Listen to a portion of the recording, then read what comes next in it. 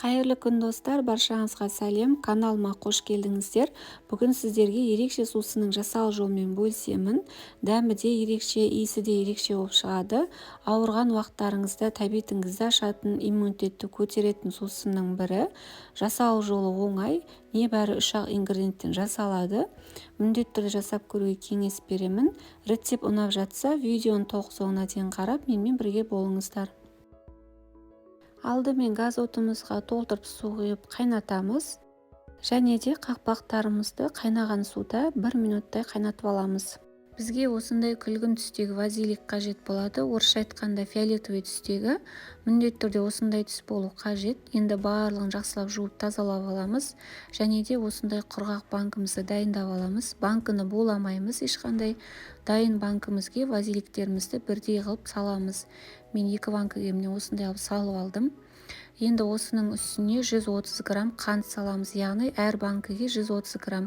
Қантты азайтып салсаңыз да болады, немесе көбейтіп салсаңыз да болады.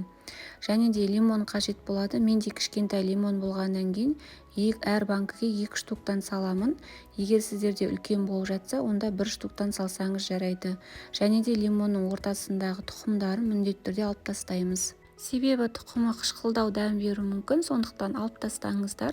Және осының үстіне қайнаған суымызды құямыз. Суымыз қатты қайнаған болу қажет. 2 банкіміз толғанша дәл осылай құйып шығамыз. Және достар, менің каналыма тіркелмеген болсаңыздар, каналға тіркеліп, лайк басып, қоңырау белгісін басып қойыңызды сұраймын.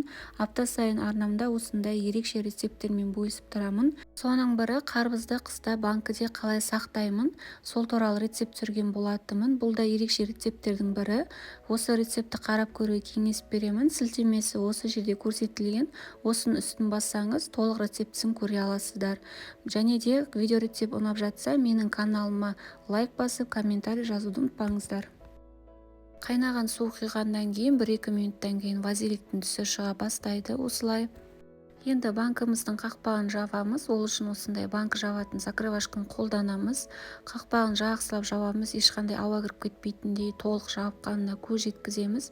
Мінекей біздің сусынымыз толықтай дайын болды. Енді осылай видеода көрсетілгендей айналдырып аламыз, себебі ішіндегі толықтай қанты еру үшін. Мінекей осымен біздің сусынымыз дайын болды. Енді аузын төменге қарай төңкеріп қоямыз. Және бетін үстін сүлгімен немесе қалың одеялымен 20-24 сағатқа осылай қоямыз. 20-24 сағат өткеннен кейін сүлгісін алып тастаймыз да салқын жерде сақтаймыз. Міндетті түрде салқын жерде сақтау керек. Жылы жерге қоймаңыздар, бұзылып кетуі мүмкін.